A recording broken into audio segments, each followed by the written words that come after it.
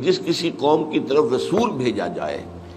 جاتا تھا، اب تو جانے کا سوال ہی نہیں ہے، اور وہ قوم بحیثیت مجموعی ان کی دعوت کو رد کر دیتی تھی تو وہ ہلاک کر دی جاتی تھی، جیسے حضرت نوح کی قوم، حضرت ہود کی، حضرت صالح کی، اور صدوم اور عمورہ کی بستیاں جہاں حضرت لوط بھیجے گئے، اور حضرت شعیب کی قوم مدین، اور پھر آل فرعون۔ یہ 6 مثالیں قرآن میں بار بار آتی ہیں۔ یہودیوں کا معاملہ جو ہے اس میں ایک استثناء ہے، لیکن استثناء جو ہے یہ استثناء کلی نہیں ہے، مستقل اور مکمل استثناء نہیں ہے، صرف یہ ہے کہ ان کے معاملے میں اس سزا کو ڈیفر کر دیا گیا ہے، ذرا ملتوی کر دیا گیا ہے۔ سزا تو ملنی ہے، لیکن یہ کہ وہ فوراً ملتی، حضرت عیسیٰ علیہ السلام کے زمانے میں ملتی یا ان کے فوراً بعد ملتی، تو یہ جو ہے اس کی بجائے جو ہے اگرچہ حضرت عیسیٰ علیہ السلام کے بعد ان پر بہت بڑا عذاب آیا اللہ کا، اور وہ عذاب یہ تھا کہ جو انہوں نے کچھ بغاوت کی رومیوں کے خلاف، تو ٹائٹس تھا، وہ تیتوس کہتے ہیں اسے عربی میں، توئے واو سین کوئی توس، لیکن ٹائٹس اسے کہتے ہیں۔ تو اس نے پھر حملہ کر کے بغاوت کو جب فروغ کیا ہے تو 1,33,000 یہودی تو ایک دن میں قتل کیے ہیں بیت المقدس میں، اور بیت المقدس میں جو دوبارہ انہوں نے بنایا تھا اپنا ٹیمپل، اسے وہ کہتے ہیں ٹیمپل آف سولومن، تو یہ جو دوسری مرتبہ بنایا گیا تھا اسے بھی اس نے گرا دیا، وہ گرا پڑا ہے آج تک۔ سن 70 اور سن 2008، اب آپ اندازہ کر لیجئے کہ کتنے برس گزر چکے ہیں، گویا کہ 1931 برس گزر چکے ہیں، اور وہ گرا پڑا ہوا ہے۔ اب ان کا ارادہ ہے اس کو دوبارہ بنانے کا، وہ تو ایک علیحدہ مسئلہ ہو جائے گا، وہ بات ہی دوسری ہو جائے گی۔ تیسرے یہ کہ انہیں نکال دیا گیا کہ تم ارض فلسطین سے دفع ہو جاؤ، نکل جاؤ یہاں سے، اور وہ پوری دنیا میں جہاں کسی کا سینگ سنگوایا وہ چلے گئے، کوئی شمالی افریقہ میں چلے گئے، کوئی ایشیا کے مختلف ممالک میں چلے گئے، اور بہت سے لوگ یورپ میں چلے گئے، اور اس کو کہتے ہیں ڈایاسپورا، انتشار کا دور، کہ ہم اپنے مرکز سے ہٹا دیے گئے اور ہمیں پوری دنیا کے اندر منتشر کر دیا گیا۔ ڈایاسپورا کا لفظ آپ اخبارات وغیرہ میں پڑھتے ہوں گے۔ یہ ڈایاسپورا جو ہے جو سن 70 سے شروع ہوا تھا، اس میں خاتمے کا آغاز ہوا ہے 1918 میں یا 1917 میں،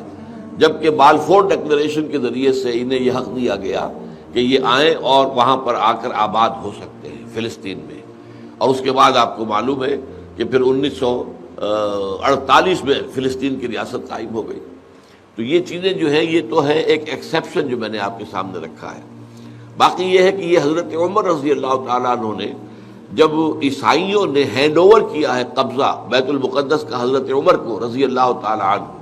تو جو معاہدہ لکھا گیا، جو ڈاکومنٹ تھا، وثیقہ تھا اس ہینڈ اوور کا، تو اس میں عیسائیوں کی طرف سے یہ شرط لکھوائی گئی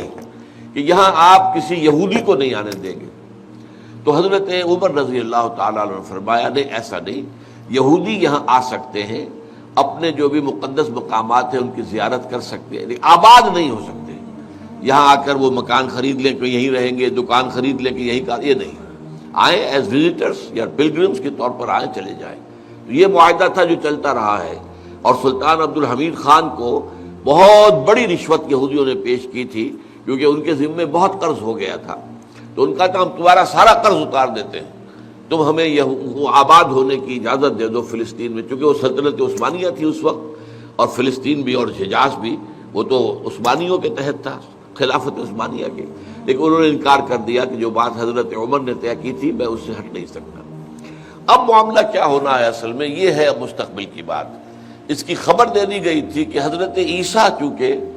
فوت نہیں ہوئے، وہ زندہ اٹھا لیے گئے تھے، وہ سولی نہیں دیے گئے، سولی نہیں چڑھے، اور انہیں دوبارہ آنا ہے۔ اب جب دوبارہ وہ آئیں گے تو ان کے ہاتھوں اور ان کے ذریعے سے یہودیوں کا قتل عام ہوگا، فائنل جو ججمنٹ ہے سزا کا، وہ ایگزیکیوشن اب اس کی اب ہوگی، اور وہ زمانہ اب زیادہ دور نہیں ہے۔ یہ جو تیسری جنگ عظیم کی بات کی جا رہی ہے اور ارمگیڈون کی بات ہوتی ہے، حدیث میں الملحمۃ العظمیٰ جسے کہا گیا ہے، اس کے لیے سٹیج پوری تیار ہو چکی ہے مڈل ایسٹ کے اندر۔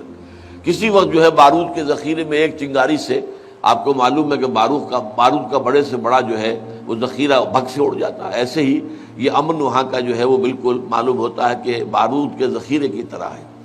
اب جو معاملہ امریکہ کا ہے وہ ایران پر حملہ کرنا چاہتا ہے، شام کو ختم کرنا چاہتا ہے، ادھر سے اسرائیل فیصلہ کیے بیٹھا ہے کہ وہ ایران پر حملہ کرے گا، تو اس سے جو ہے آثار سامنے آ رہے ہیں۔ لیکن اس کے بعد پھر وہ معاملہ ہوگا کہ حضرت عیسیٰ علیہ السلام آسمان سے نازل ہوں گے، اور پھر وہ یہودیوں کو اور ان کا جو لیڈر دجال ہوگا، المسیح الدجال،